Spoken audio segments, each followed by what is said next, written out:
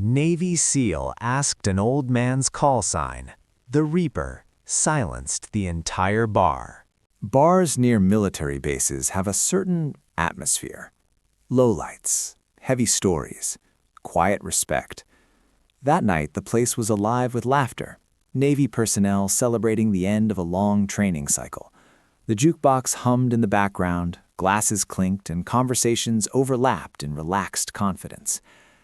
Chief Petty Officer Marcus Blade Donovan, a battle-tested Navy SEAL, leaned back in his chair, boots propped casually on the lower rail of the bar. He had the look of someone who had seen combat and come back sharper because of it. Across the room, in the far corner, sat an old man, alone. Gray hair, weathered hands, simple flannel jacket, a half-finished glass of water in front of him. Not whiskey, not beer, just water. He didn't look like much. No loud laughter, no medals, no stories being told about him. Just quiet.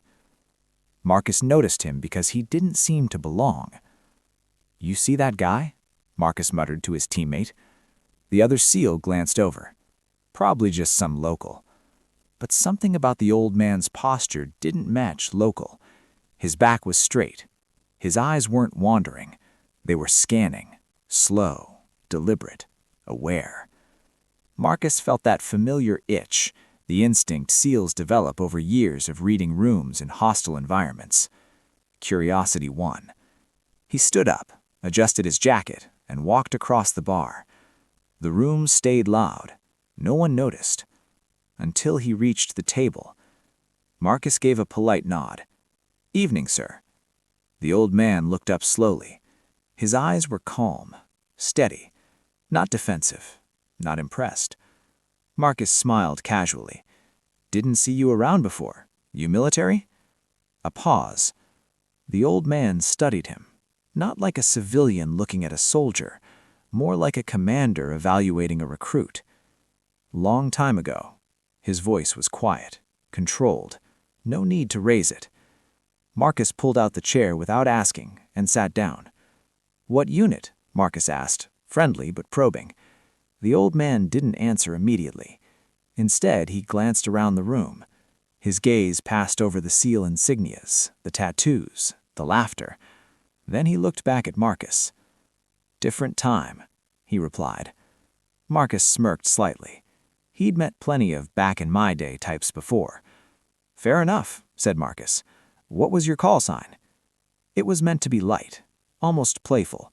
In the military, call signs carried history, sometimes funny, sometimes earned the hard way. The old man's expression didn't change, but something shifted in his eyes. The jukebox song ended. For a brief second, the room fell into that strange in-between silence before the next track starts.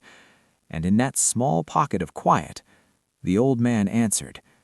"They called me," he said evenly, "the REAPER." The words weren't loud, but they landed heavy. At the bar counter, one of the older veterans stiffened. A glass stopped halfway to someone's lips. A chair creaked as someone slowly turned around. Marcus didn't notice at first. He was about to laugh until he saw the bartender's face. White. Frozen. The laughter behind him faded. One by one, conversations died. Not because the name was dramatic, but because it meant something. Marcus turned slightly in his chair. The entire bar had gone dead silent. And suddenly, he realized he might have just asked the wrong question. The silence didn't fade. It deepened. Marcus slowly turned back toward the old man, toward the REAPER. At first glance, nothing about him matched the name. No scars running across his face, no intimidating posture, just calm eyes and steady breathing. But the room told a different story. At the bar counter, a retired Master Chief, a man who rarely showed fear, lowered his drink carefully and stood up. "Sir," the Master Chief said quietly, almost respectfully. "Sir." Marcus caught that immediately. You don't call random old men sir in a base bar unless you know something. The old man gave a small nod but said nothing. Marcus felt a flicker of irritation. Was this some kind of inside joke? Some legendary nickname that got exaggerated over time? "The Reaper?" Marcus said lightly, trying to ease the tension. A few heads turned sharply at his tone. The Master Chief stepped closer to the table. "You don't joke about that name," he said calmly. Marcus looked up at him. "Why not?" Another veteran near the dartboard spoke without turning around. "Because some names are earned in places you don't come back from." The air felt different now, thick, charged. Marcus studied the old man again, this time more carefully. The posture wasn't casual, it was controlled. The hands resting on the table weren't trembling with age, they were steady. The knuckles carried old scars, the kind that don't come from accidents. "You served with teams?" Marcus asked, this time without a smirk. The old man's eyes met his. "Before they called them teams the way you know them." Marcus felt a subtle shift in his confidence. There were only a handful of operations units that predated modern special warfare structure, units that didn't officially exist, missions that never made headlines. The Master Chief pulled out a chair, but didn't sit. He just stood beside it. "Vietnam," he said quietly. The word landed like a dropped weight. Marcus swallowed. The old man didn't confirm it. He didn't deny it either. Instead, he took a slow sip of water. "They stopped using that call sign after 72. Too many after-action reports with the same line at the end." Marcus frowned. "What line?" The veteran near the dartboard finally turned. "Target neutralized. No survivors." No bravado, no exaggeration, just fact. Marcus felt the hair on his arms rise. He had heard stories about certain operators, men who operated in shadows so deep even their own government barely acknowledged them. Sniper overwatch in dense jungle, extraction missions that turned into one-man hunts. "Why the Reaper?" Marcus asked, this time almost quietly. The old man leaned back slightly. "I didn't pick it. Enemy did." A pause.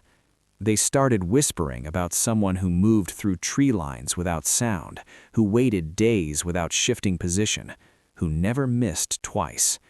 The jukebox clicked on again, but no one paid attention. "They thought death was following them," the old man continued. "Turns out it was just patience." Marcus felt his earlier confidence fully dissolve. This wasn't bar talk. This wasn't exaggeration. This was the kind of reputation that spreads through enemy ranks. And then he noticed something else. The old man wasn't proud. He wasn't reliving glory. If anything, there was weight in his eyes. Regret. Memory. The Master Chief finally spoke again. "You're sitting across from a ghost story they used to tell in briefing rooms." Marcus exhaled slowly. He had walked over expecting small talk.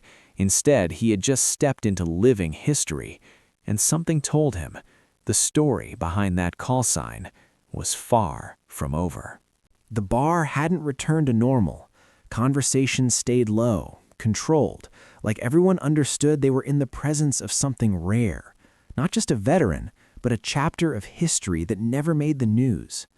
Marcus leaned forward slightly, no arrogance left in his posture. "What happened in 72? He asked carefully.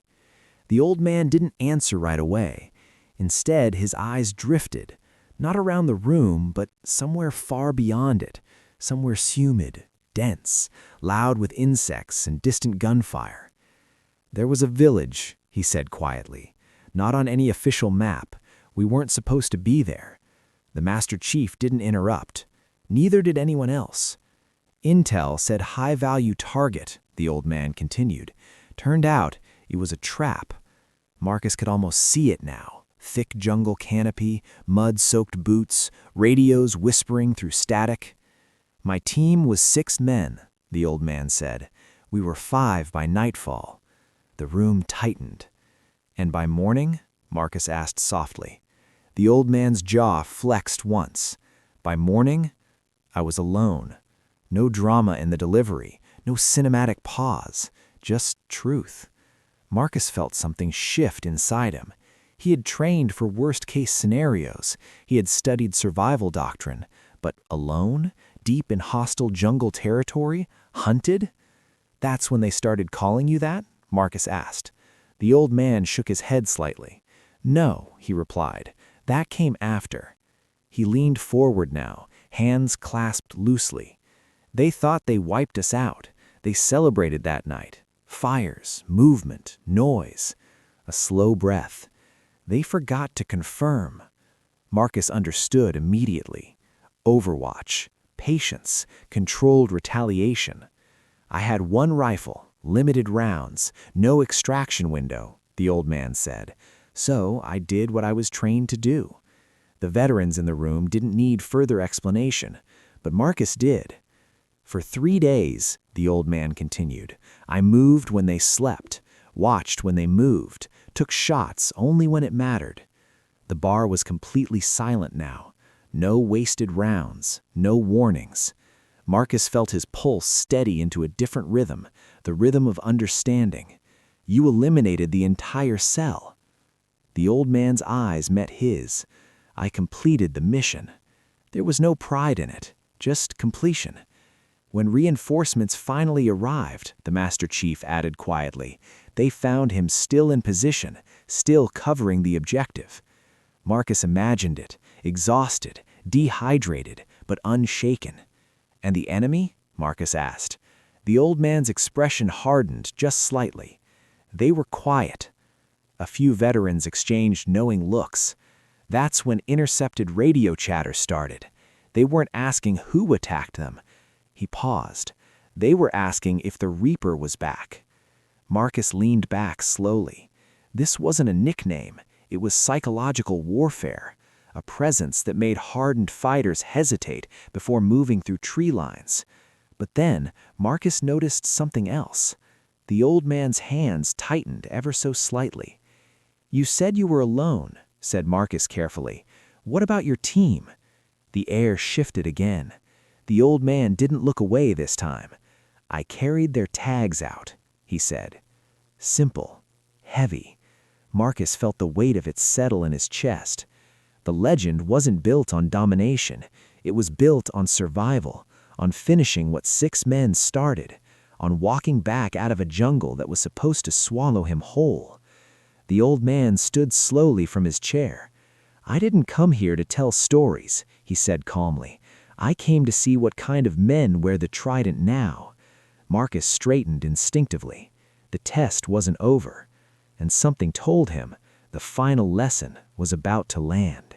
The old man stood slowly, joints stiff but posture unbroken. The bar remained silent. Marcus rose with him, instinctively straightening his shoulders.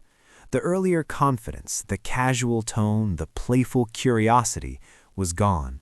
In its place stood something else. Respect. You came to see what kind of men wear the trident now? Marcus asked. The old man studied him carefully.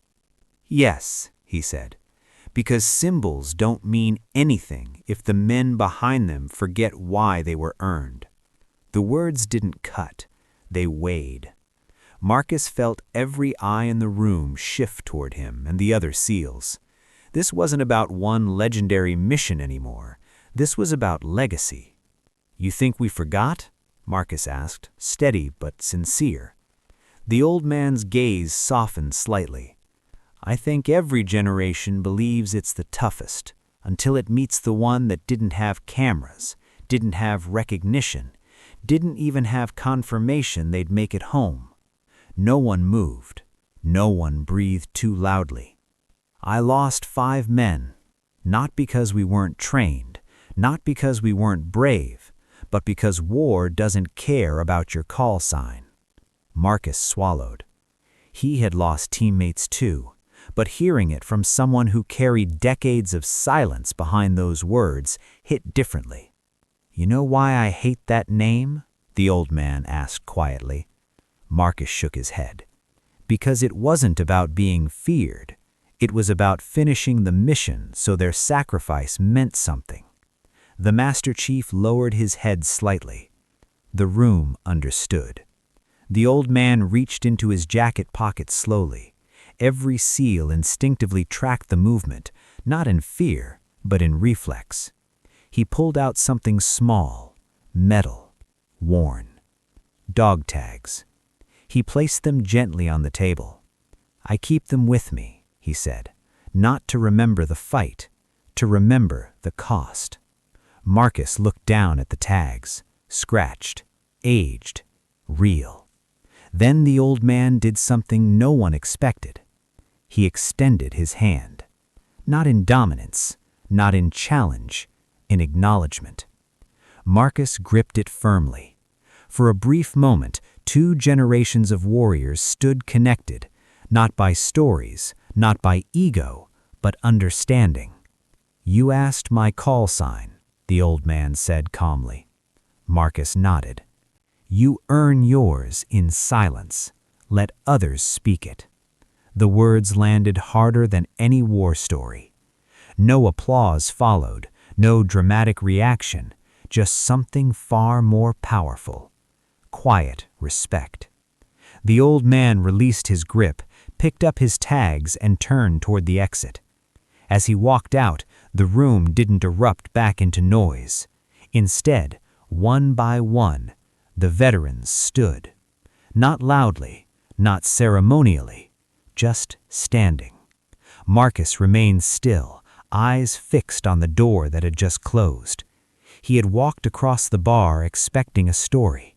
He walked back, carrying a standard. And from that night forward, whenever someone mentioned the Reaper, it wasn't fear that filled the silence, it was honor. Because some legends don't need introductions, and the deadliest warriors are often the quietest men in the room.